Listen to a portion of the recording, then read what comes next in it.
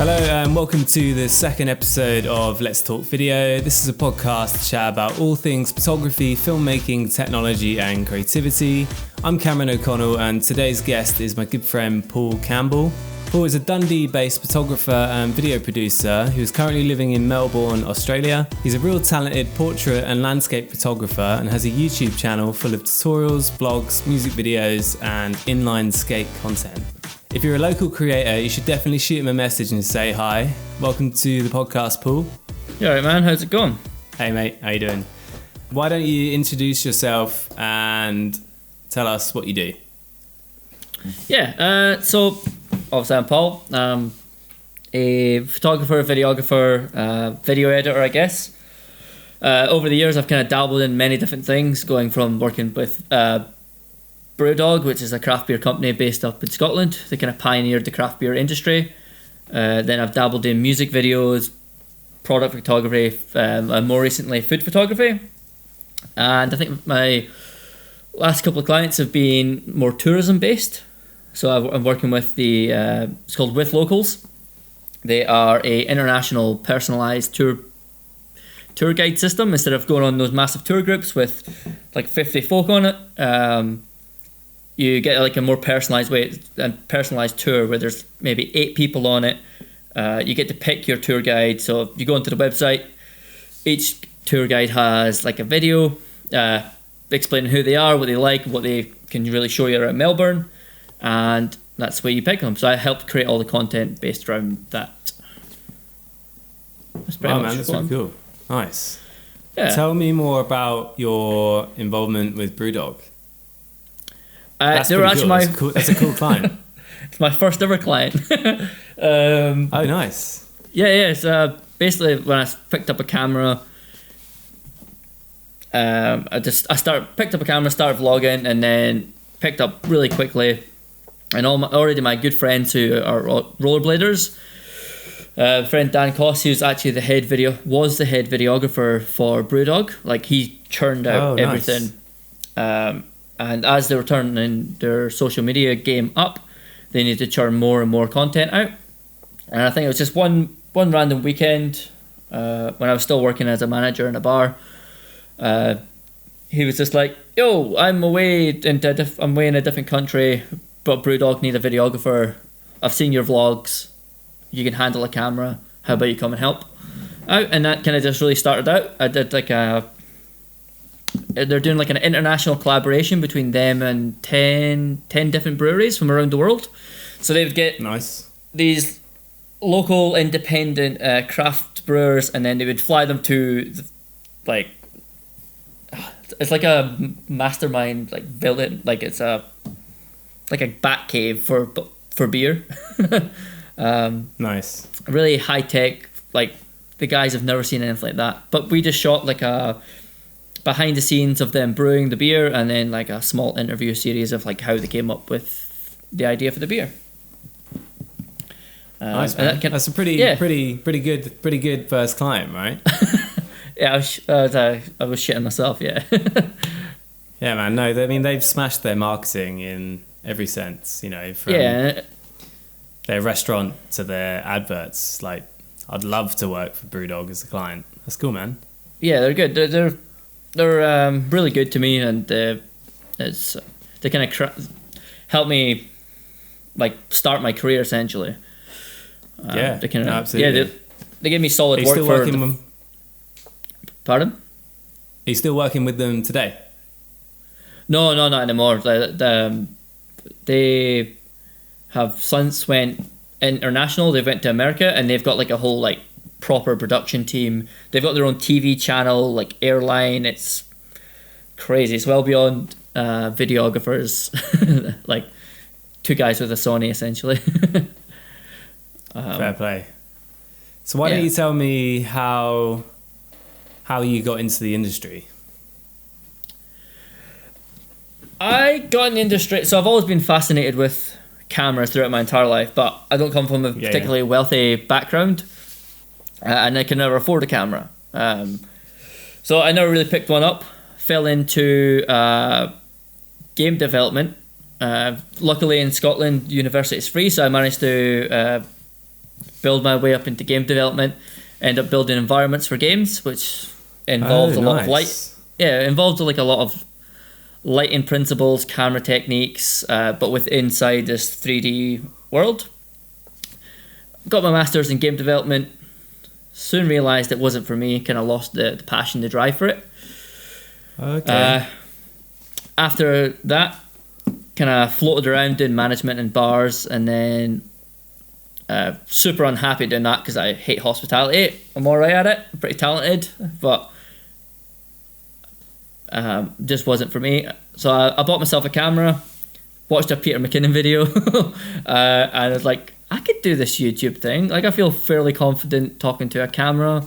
I think I bought myself a camera in November, started a YouTube channel up in the first day of the next year. And then within a year, I basically made it my career. I decided this is what I want to do in my life. I took all the principles that I learned from game development, those lighting principles and camera movements, and that just perfectly just kind of translated to camera, and I just kind of knew what I was doing. Yeah, man, no, absolutely, I agree with you. Like, you almost took the words from my mouth there, what I was planning to say, but yeah, the principles, absolutely, I'm sure, are the same, because, I mean, I come from a music background, right, like an audio production, sound background, and for me, yeah, it was, I loved the idea of video, and I had all these skills in music and audio and sound, but I wanted to find a way to take all these skills I had in that and put them into video. And I feel like it was quite natural in a way because, you know, like at the end of the day, all it really is tools to create something, right? That's it. Yeah. Yeah, whether it's software, whether it's hardware, you're using tools to create a form of art. And I always feel whether it's...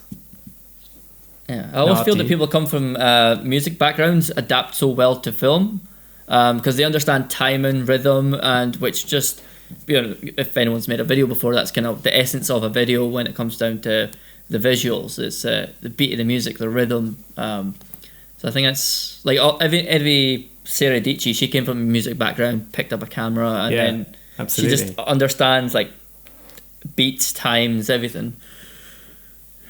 Yeah, no, so I think it can absolutely help, but yeah, no, that's really cool that you came from a video game background though. Yeah, it was and yeah, you were saying that's you were saying that university's free in Scotland. Like that's I'm jealous of that, to be honest, because I had to pay like 50 grand to go to uni, but nah, man, that's really cool. Yeah. Tell me about how you find your clients. Do they come to you or do you go to them? Or it's really like it's really like a mixed bevy of like I'm always looking for work and fun projects that I can work on. So the tourism company that I'm company that I'm currently working for, that was basically posted on like any regular like jobseekers.com or something. Right. Okay. Because they're just new to Australia itself, so they're just like, how do we employ people in this country? But then I've got a great deal of work from word of mouth. That's, I think, as much marketing as you can put out there. Like word of mouth will be anything. Like will be any other type of like. If someone says to you, "Oh, this person's good. I really trust them," like you've got the job essentially over the flashiest portfolio you can really see. No, man, it's so true. Yeah, and most creators I speak to all say the same thing, and yeah, word of mouth just has this like magical quality to it. Like, have you seen the film Parasite yet? No, not yet. It's on the watch list for my quarantine period. Man, incredible film. You need to watch it, but I won't spoil it for you. But part of the nature of the story of that film is that the power of recommendation can really go a long way. And Yeah, I mean, if you haven't seen it, I won't ruin it for you. But no, I totally get it. Word of mouth. Word of mouth really goes a long way. And the world understands video. Everyone's got like photos, but they don't understand it that much. So they need someone, and they don't really know how we make things look good. So when there's that uncertainty in the air, they really need like something that like reassures them that they're not just going to get ripped off. If they trust someone, it's just putting that human element into this kind of digital product, really. Yeah, nice one. Cool. Tell me, where do you see yourself in the future? Like, where do you want to be? Like, what's your next kind of step in this video production, photography industry? I've been gearing towards doing like mini docs at the moment. Okay. I actually set up a bunch of mini docs, like just a totally passion project of spending 24 hours with different types of creatives across different types of mediums, songwriters, ballet dancers, a whole range. And I just want to start diving further into the kind of documentary side of filmmaking, essentially. I've tried my hand at music videos, like product videos, all that sort of stuff, but I've never really had tried my hand at documentaries. And I love documentaries. I can sit and watch them. Like, they're the best type of content in my opinion, especially when they're done really well. It's the kind of content that really allows you to actually tell a story. Yeah, that's it. You know, the majority of the work, at least I do, I don't know about you, but it's kind of like, oh, we want a 30-second video to advertise this service or this product, and it's like, well, that's great, but to actually like create something meaningful that people are actually going to remember, you need time, right? That's it, dude. You've hit the nail on the head right there. Yeah, and I watch loads of documentaries. Like, have you watched the Lion King documentary? Is that what it's called? No, the Tiger King. That's it. The Tiger. Oh no, Netflix. That's my internet's been the worst. Like, we're lucky we're speaking right now. But my friends. I just saw the memes in that today. I'm a little bit behind.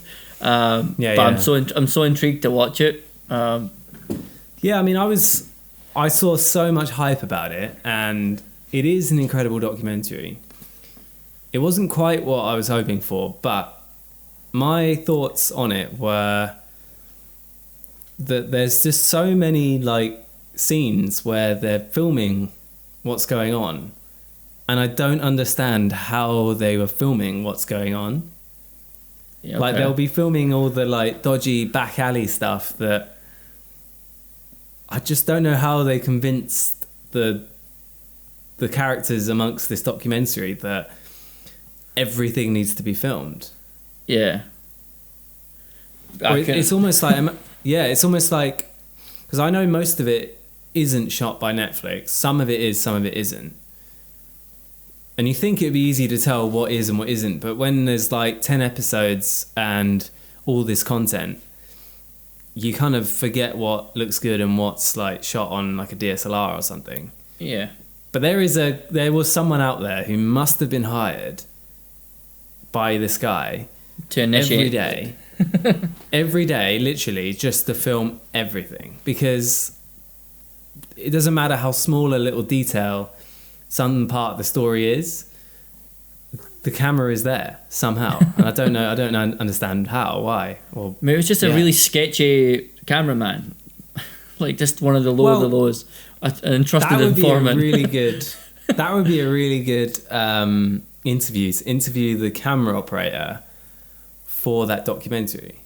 100%. Like, the shit he must seen, the stuff he's not allowed to show. Like, if you think of what they showed, the stuff that the footage he probably has, and would be. I really can't put my finger on how they went about planning it, because the way at least they've edited it, it looks like they must have just filmed everything, because like I said, there's no detail that's left out. But yeah, I think, yeah, man, it's cool. Documentaries, yeah, that's a really good thing to aspire for, because like I said, it's the one chance that you actually get to make an impact. 100%. And that's cool that you've got a number of passion projects lined up, because I think that's the only way to do it now, because there's no one funding kind of projects like that unless they know that you do that, or you can do that, you know? Yeah, like, it's... do you know... after you. Yeah, no, it's like the same when you start any, really... When you try to start any type of video, like a corporate video, music video, like, no one's going to give you money unless, you know, they know you can do it. That's it, man. Do you know a guy on YouTube called Mark Bone? Yeah, fantastic cinematographer. One of my favorite YouTubers at the moment, because he's an actual filmmaker who gives actual information. It's just not like, here's how you edit a photo. He's not like a vlogger, right? Yeah. He's a real human. Yeah, a real human, but he's also like actually shooting documentaries. Yeah. And I've spoken to him a bit just through like Q&As, and I asked him, I said, how do I get out of doing these like corporate highlight reel videos for small amounts of money and move into something big? And his answer was exactly what you hit the nail on the head there with, is passion projects. Go out and shoot your own documentary and show the world, and then hope that someone believes in you and will invest in a documentary of their own, right? Yeah, that's it. I was on a call with what's his name?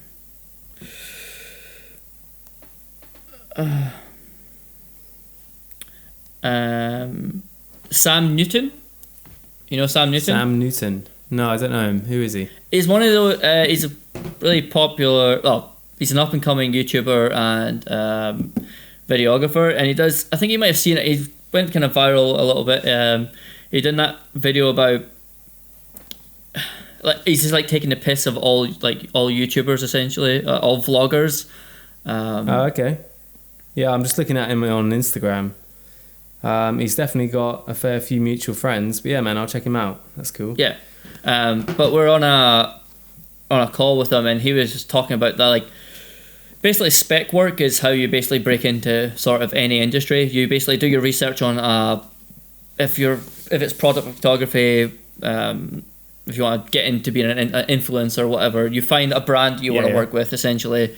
You do spec work, which is you need to research, you get them to send you something, or you buy that product, you create some amazing bits of content for them, and then that's kind of your way in, essentially. So it's just like doing that thing for free, which is like the key part of it, really. So I think, and that's the same with films as well. Yeah, nice, cool. I think, like, I've always sort of had that idea. Like, I plan to do like some sort of mock adverts for like brands that I really loved, like Apple, for example. And that's still something I'm thinking about. But yeah, it's easy to say, oh, I'm going to do this, but actually doing it is a different story, isn't it? Yeah. But I'll tell you one idea I have had for a documentary is, I suppose you have to like take advantage of your, you know, what you have, like what contacts you have and what knowledge you have in certain situations. 100%. But yeah, so like there's a local venue to me here in Southampton.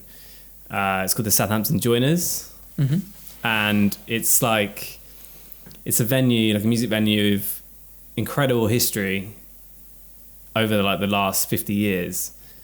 And I'm kind of their go-to videographer. Like, I shoot all the content for them, and that's something I've got in the making. But it's been so long, and I've been saying I'm making it, and I just need to do it. That's the thing.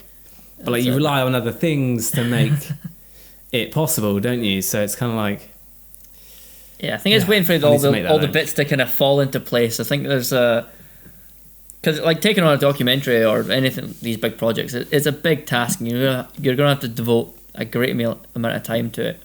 Like I myself, and like because I myself have wanted to do like a rollerblading documentary for years. Oh, Just because I'm so intertwined with like the community. Like I know people on completely different, like all different levels all around the world. I know I can probably do it on a budget as well. I'll just need a decent camera.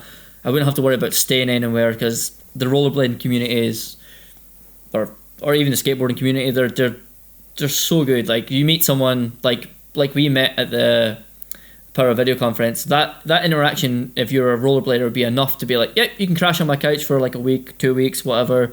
That's it, man. Yeah.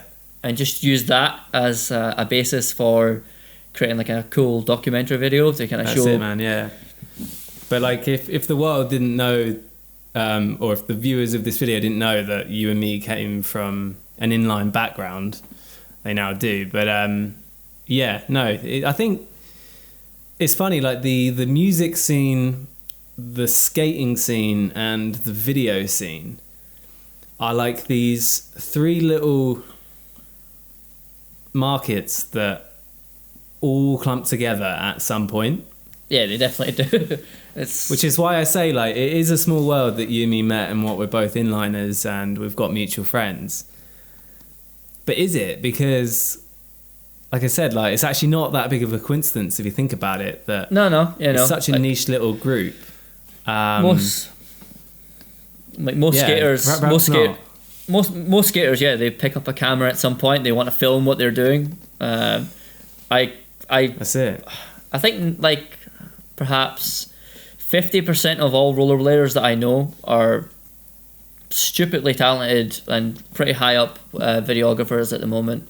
That's it, man. Yeah, I know. Oh, I was speaking to a few months back. So I picked up a pair of inlines, a month or two ago. Oh, did I see that? I bought some TRS downtowns. Yeah. I remember. I saw you. Did you not post? Did you not post on a rollerblading page? Did I? I did, man. Yeah, I must have. Yeah. I saw that. Yeah. I bought them for $5, and I was like, I have to give this a go again. Like I counted about 15 years since I was last on a pair of rollerblades. Crazy. Went to the local skate park with me and my mate, and I think at first the hardest part was that the bearings in these blades were so quick. I couldn't stop myself. Yeah. I've been skateboarding not really skateboarding, but using a skateboard to get around for the last 5 years. But the first hour felt really bizarre, and then after that, it was like I was back to where I started. Yeah, that's it. It's just getting used to it. It's finding your feet. That's it, man. Do you know? Because I know Australia is a really good scene skate for inliners, actually. Yeah, it is. They've got one. Do you know Lewis Blackburn? Lewis Blackburn. He is living in Sydney, I think. I've just got him up. He's from Dorset, near Bournemouth. Yeah, his name sounds familiar.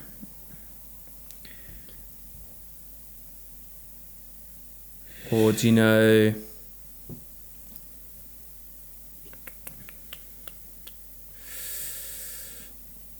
I found a few on YouTube, and like I was saying, the skate community breeds these incredible video producers because they've been doing it for 10, 15 years. Have you ever heard of a guy called Dom West? Yes, he makes the documentaries, doesn't he? He makes the documentary. I was watching them, and I was thinking, next level. I think this is not just an incredible skater. This is like a feature film level video producer. You don't often get those two mixing, but he's next really level. Cool, it's crazy. Like every time you watch any of his documentaries, even short skating videos, they're just so many different levels above everyone else's. Like this inline community is filled with amazing cinematographers, videographers, but his just next level. Like you can see he's a professional, and he's got the very creative eye of shooting these unique Do you ever use sections. Do you ever use your inlines for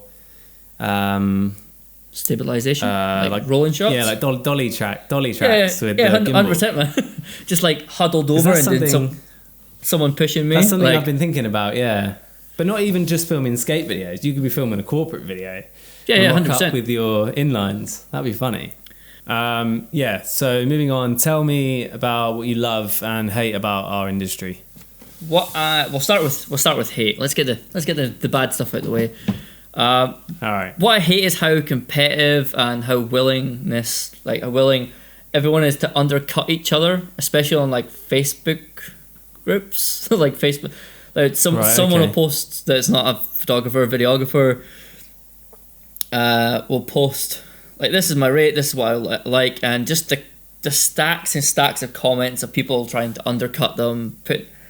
It's like I remember seeing one in Melbourne photographers the other day, and it'll be like I want this model shoot done for $900. Someone was like, yep, I'll happily do that, and then just everyone under it was just cheaper and cheaper and cheaper, like, and it was just off of the person who commented below them, above them. I just don't like that side of it. It's kind of an ugly side to it. Yeah, fair play. I can understand that. All right. And anything else? No, that's pretty much all, like, kind of what I hate about it, really. That and the fact that technology comes out faster than I can afford it, really. But yeah, so what I love about the industry is that everyone has a voice and everyone is so willing to help each other out, give actual useful feedback when anyone posts a bit of work. You obviously get the dickheads that just say mean things for saying mean things, but really you have this amazing industry, that is so willing to help and nurture up and coming videographers and photographers. It's probably why I like it so much, because it relates so much to rollerblading. It's just like, doesn't matter who you are, as long as you're trying your best, try to build a story, and not just be one of these flashy backflipping idiots. Like, people will respect you and help you out.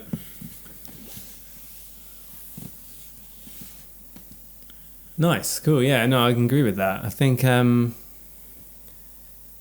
like, coming from a music background, one of the things I hated about the music industry was how, like, toxic everything was. Like, no one wanted to help each other.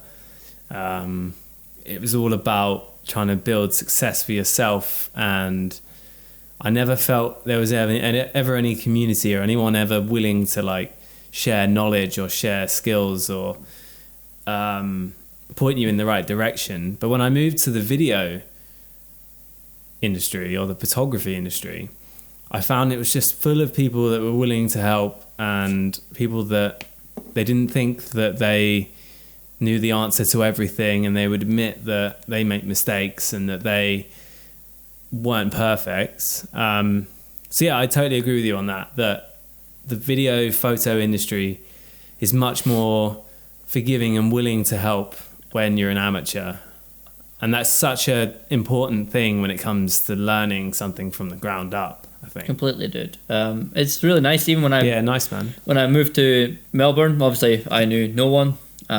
Really keen to start shooting with other people because I hate going shooting by myself all the time. And there is so many. There's so many face meetups, Instagram meetups, photo walks that I've, like, all my best friends that are now based in Melbourne. I met them all through this You Me Melbourne photo walk, where we just and we all met up. It's that kind of thing. We've all got cameras. We've got that initial thing in common, which breaks the ice, and we're all just like, oh, you should try this shot. You can try this. You should maybe change your setting to this. Have you ever thought about shooting that particular thing on this focal range? And just a conversation happens, and then before you know it, you're best friends and you've got a community. It's that's it, man. And I think friendships can really go a long way in this industry because, the way I've sort of found to manage, like, I suppose it's jealousy in a way. Like, everyone gets jealous, when your mates achieve something or you feel like they are creating opportunities or getting opportunities that you're not. I found being like jealous of someone else's success is such a waste of time. 100%. Like it digs you into this hole that stops you creating anything yourself. But over the years, I've kind of learned that my friends and my colleagues' successes are my successes as well. That's it, dude. If you get what I mean by that. Yeah. So like say like, all right, so like a dream of mine would be to shoot commercials for like Apple, right? As I said, say you got that opportunity and all of a sudden you're DPing Apple commercials. Part of me would be like, oh, damn, like I'd so love to do that, but Paul's beat me to it. But I would also look at it, I was like, I've just found my way in. Yeah, that's it. Perhaps my way in, right? I found a contact who, you know, you might bring me in on a job and then all of a sudden I'm doing what I want to do. I think sharing and embracing other people's successes is such an important part of what we do. Yeah, that's it. When I first... And like looking at people like Peter McKinnon, you know, like there are so many industries out there that will always say, you know, never like share your techniques or your knowledge with others or the competition because they'll steal your work. But look at people like Peter McKinnon. He was the one that started showing people how what he does is so simple. Yeah, that's it. And I think sharing literally, it's not something we should be afraid of, right? Yeah, and I think the video and the photo community is such a great place because of that. Yeah, 100%. You know, you don't see lawyers out there like sharing. This is how you do this. How to get clients. That's how to get clients or how not to get screwed by this. It's just, it doesn't happen. That's it, dude. But yeah, man, good point. I like that. Moving on, let's talk about what camera are you shooting on and why? A little bit of a... I hate this question because I feel like people judge you on the camera that you have and not what you can do with it. Right. Okay. So I shoot on a crop body, which is the Sony A6500, and I shoot on that with the adapter to the Canon 60, the Sigma 18 to 35.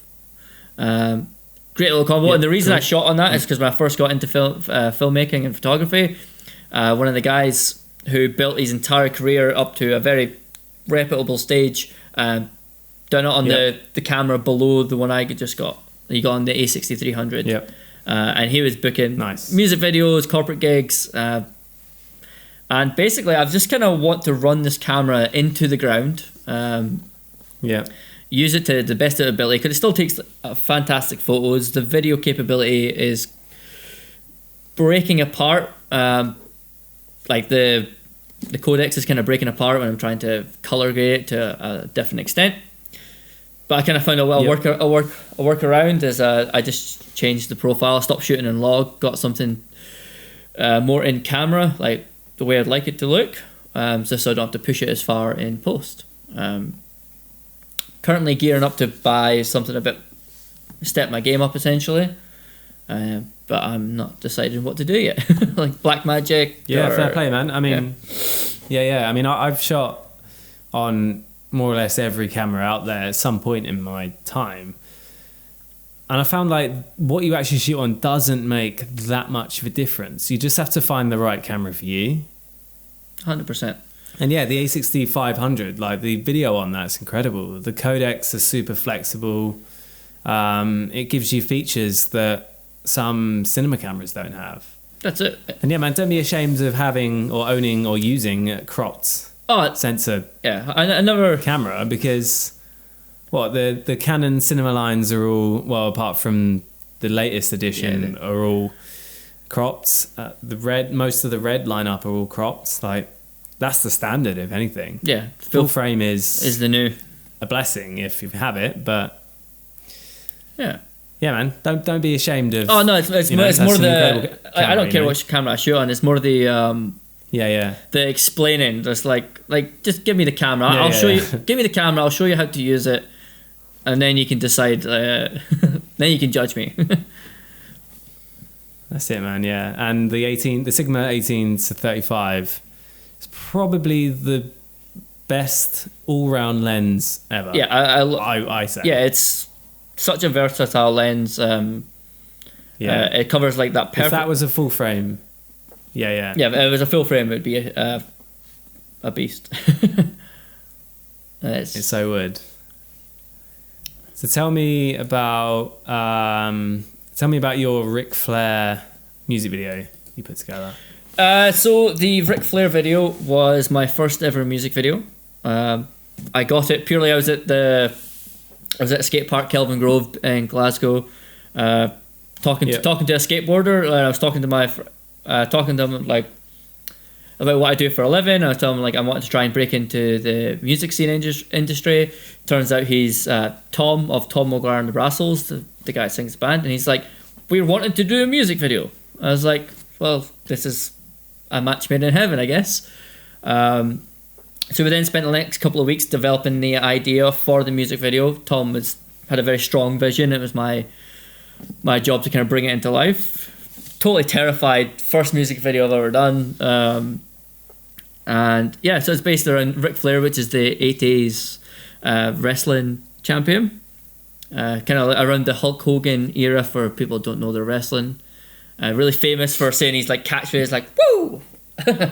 But yeah, okay. Yeah, we shot that. It got a crazy amount of attention. I think it's gathered within the first month and a half, 2 months across like different social platforms. It granted like 2 million views. Wow. Ric Flair himself seen the video. His daughter saw the video, and his daughter was meant to be getting married later that year. Asked the band to fly them across to the States to play that song at their wedding. It got so much publicity. It showed Glasgow in such a nice way as well, kind of nice, happy and vibrant place. And I shot that all for nothing, and the lowest budget ever. Oh, always the way. Yeah, nice, man. No, that's so interesting. I didn't know that, to be fair. If people haven't seen this music video, I'll link it in the show notes of this podcast. But I remember you showing me it when we met, and I watched it again just before we started this podcast today. And yeah, it's a super fun video that totally matches the style. You know, like a super cinematic, like serious, over the top wouldn't have worked. And you nailed the idea, man. Like, thanks, dude. So cool. Yeah, it's funny. Like I've seen my friends from all walks of life sharing that on Facebook, Instagram. Oh, really? I think I even remember I was sat with a group of friends somewhere, and they had it up on their phone, and I was like, "This is so weird," but I met the guy who shot that. Oh, I didn't know that. Yeah. So man, yeah, that's sick. Well done. Cheers, it's man. It's a shame they didn't take you to the States with them. Well, it turns out they're a very, very popular wedding band, so they couldn't actually go. They were like properly locked into a bunch of weddings over like the prime season in the UK. So unfortunately, they had to turn it down. But just the fact that they even got offered that offer off of a free music video, that I met a guy at a skate park, like just the fact that it like went from like not to like 60 in such a short amount of time. It's crazy. And that kind of, as soon as people saw that, I was getting messages left, right and centre to shoot other music videos. And I started to build up a momentum of doing music videos. They're not all on my YouTube channel, so you might have not seen them. But then before things started picking up, that's kind of when I decided to go travelling. We were actually meant to go travel. Where were we meant to go in November? Norway, is it? Yeah, no, I went to Norway. I think you might have been in I was planning on going. Production of that, yeah. I was planning on going, and then I was just like, I'm moving to Australia. Well, that leads me on to my next question. Why Why Australia? It's a little bit of a in-depth. It's not that much in depth. I basically did it on a whim, essentially. For years and years, I've always wanted to go traveling, but I've just never had I've always thought you've needed a large amount of money. You need resources. Like how does one move country? Like, it was such an enigma to me that I couldn't wrap my head around it. And then one of my good friends has been traveling Australia for maybe a year at this point. Every time we talk, he's like, "Come to Australia, come to Australia, come to Australia." I was like, "No, man. Just started my career in the film and photo industry. Things are taking off. This is when I just shot my third music video." And it just so happened to be in my personal life that I was moving flats. Told my landlord that I was moving out, so I handed him a notice. Right. Maybe a week before I was meant to be moving in, that flat fell through. And I was struggling to find a place to live because, again, as I said, I just started myself up as a freelancer. And I don't really have paychecks at this point. So on the way to pick up my friend's keys, because she said she'd let me crash with her for like a week, my friend Kieran was like, "Come to Australia," and I was like, "Yeah, okay," basically. By the time I went to pick up the keys, I asked my friend, "Can I stay for a month?" I then booked my visa that night, the flights the next day, and then 42 days later, I was in Australia with £900 to my name. Fair play. Complete whim. It's a good story got there. Complete whim. Yeah.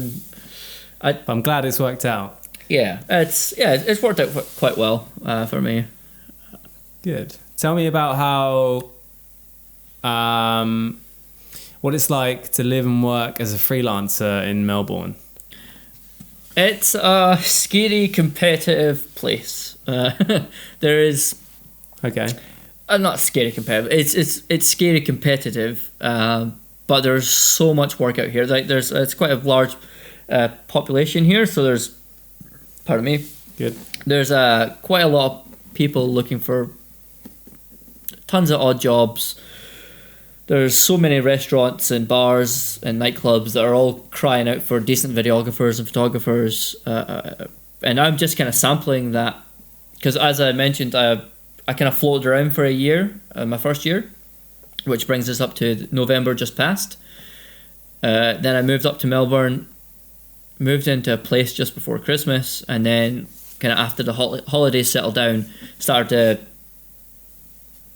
build a career essentially again from scratch, which was fine. I just kind of kept went on jobs, different job websites, different word of mouth. And just kind of starting to build a small client basis. But that's obviously went to shit. Which brings me on to my next question. How has the coronavirus affected your work? It's totally put all my passion projects on pause, apart from being able to create like YouTube videos from my house. Okay. As I mentioned, not mentioned, but our friend Kyle, he passed on an editing job for a marketing company, video editing job for a marketing company based in the States. With the conversion rate, that kind of gave me quite a large pay essentially, which is kind of tying me over until hopefully this dies down. So I've kind of got a little nest egg. Still getting some video editing work, which pays fairly well and kind of keeping things ticking over. But there's even with everything in lockdown, I'm still getting interest for clients. I just had this fashion label approach me. This ethical fashion label. The first person first ethical fashion brand in Australia. They approached me the other day to start helping them build up their brand essentially. Okay, nice. It's good that you're still getting interest though. Yeah. Because I know a lot of creators out there are getting nothing. Like my inbox it's never been this dead. But that's fine, like you just got to keep busy doing other things. How have you been keeping busy? So I've actually kind of just covering this today. I've been getting back into the YouTube space again. Good.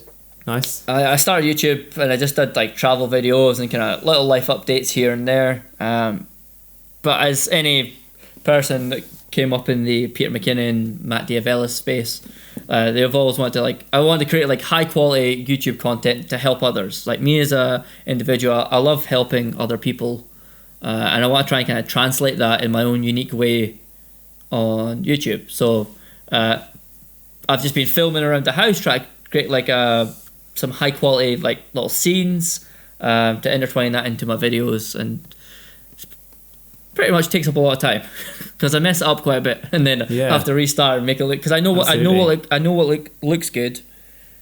So I'll set up a scene, then I'll be like, this looks amazing. Then I'll get back on my computer and I'm like, nope, garbage. Let's do that again. And then no, that's cool, man. Yeah. Have you considered doing any competitions or any sort of challenges? I've seen a lot of them floating around. As in me issuing them? Seems like a good way. Well, participating, I suppose. That's kind of what this YouTube video that I'm releasing is kind of based around. Well, it's around like things I'm doing to keep sane. So your exact question. Anywhere from doing like portraits, just doing like getting creative around the house, re-editing old work, like reusing old content, and then one of my final points leads on to is kind of getting involved in the creative community. There's our friend Kyle, he's running the FFA free for all editing competition, which you can win a bunch of different prizes. Like Peter McKinnon, he's put up like a weekly challenge now, so that's kind of what I'm kind of keeping sane with presently. Nice, man. Yeah, I'm gonna have to check that out. So Kyle's doing a challenge, is he? Man, he's a part of the he's part of Bay Shooters, which is part of a larger collective called the Shooters, I think it's the Instagram handle. Basically 32 photographers have put in a medley of photographs for people to enter, edit them.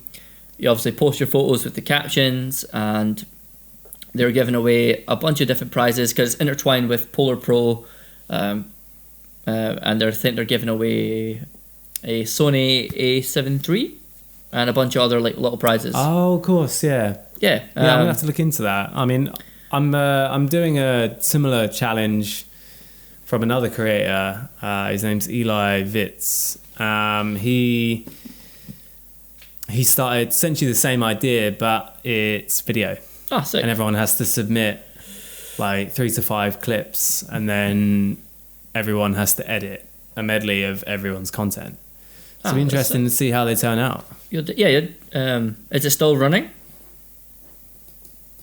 I think so. Yeah. I'll forward you the details. It's really simple. Yeah, please do. I don't think there's a prize necessarily, but that's still fun. Like the editing tutorial that I put out when I just last week.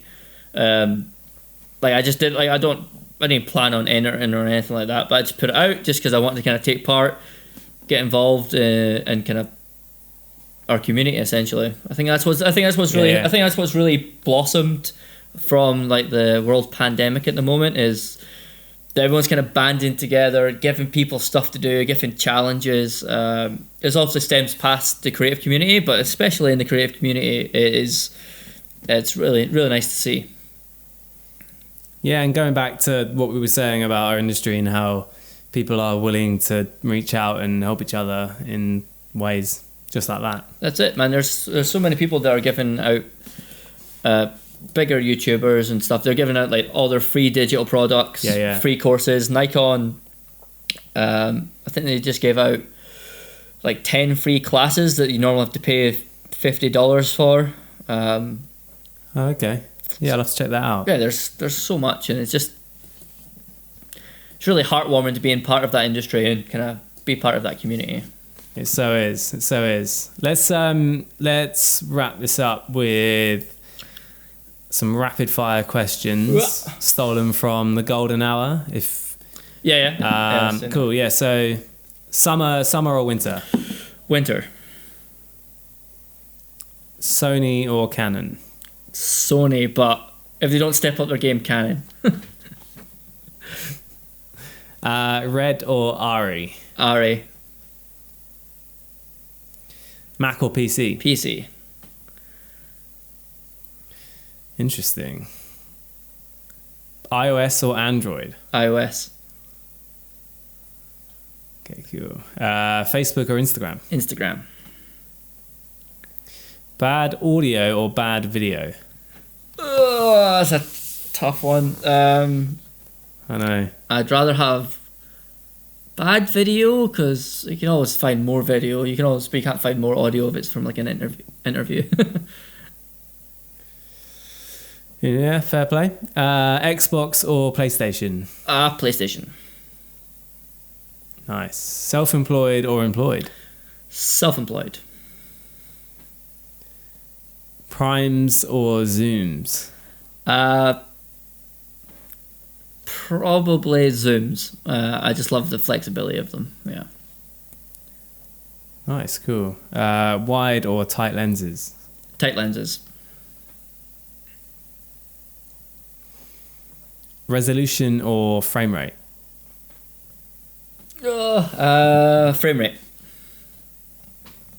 Cool. Sensor size or dynamic range? Dynamic range. Nice. Gimbal or handheld? 50-50. Depending on the job. Handheld, definitely. Yeah. Cool. Pancakes or waffles? Waffles, definitely. I'll agree with you on that one. And then finally, beers or spirits? Whiskey. I should have known from a Scotsman, right? Dangerous. Do you drink Scotch or? Yeah, man. Is it? Yeah, this is a different type of whiskey. No, this is it's a cheap bottle. It's a Glenfiddich 12-year. Yeah. See, I'm into whiskey, but Scotch is too much. It's like old man whiskey to me. It depends which one you have, man. Like as I said, there's always a whiskey for everyone. There's Yeah. Like if you like something a bit sweeter, maybe a Balvenie, like 12-year perhaps, or maybe something from the sherry cask. Okay. Just a little bit sweeter. Have to look into that. Gets you into the whiskey scene a bit more. Nice, cool. So my final question would be, what advice do you have for up and coming creators? It's probably the most cliche answer, but it's just start. Don't worry about locking down a niche. Don't worry about the quality of everything. Just start making things, putting yourself out there. More like before you know it, you'll be in a tight-knit community where people are helping you out, and your progression will kind of skyrocket from there. And if you this is always just something personally. Like I'd never like any of my work, and the second I do like a piece of my work, I'll question it probably till I don't like it. So I always say like question your work, but don't care too much, and just as I said, get it out there. Yeah, good answer, man. Like I think we're all our biggest critics, right? And the funny thing is people, they see, and I see this in my clients, I see this in my friends, I see this in my girlfriend. Everyone sees a different side to what we do. So at the end of the day, whether you like it or not is relevant. Yeah, it's everyone's got their own opinion. Sadly, I'll put out a video and then I'll get feedback from the client, and it will be nothing to do with what I disliked about it. It will be something absolutely different, like the structure or the color of a title. I don't know, something like that. It's never what I see in my work. And with the same again with my friends. I spoke about this in my last podcast a little, but the projects that I think are really going to kick off are never the projects that do well or kick off or get people's attention. It's just Yeah, I get that. I do that with like my photography. Is like a photo that I've been editing or took, and I see it in the back of the camera. I'm just like, this is going to be this is going to do so well, and then it doesn't. And then I'll just take like a quick snap, or I'll pull something off the hard drive just to post something, and then it will like not blow up, but like I think it'll blow up essentially. It's crazy. Nice, cool. Well, thank you for talking with me today, Paul. You can find links to mine and Paul's socials in the show notes. Feel free to subscribe and follow any of our work. Please do get in touch if you have had any thoughts on what we've spoken about today. And if you're looking for something else to watch after this video, you should check out Polar Pro's podcast called The Golden Hour, hosted by Dave Mays. They interviewed our friend Carl Meshner on there, and it's a really good episode. But yeah, thanks for watching. Until next time, thanks for listening to Let's Talk Video.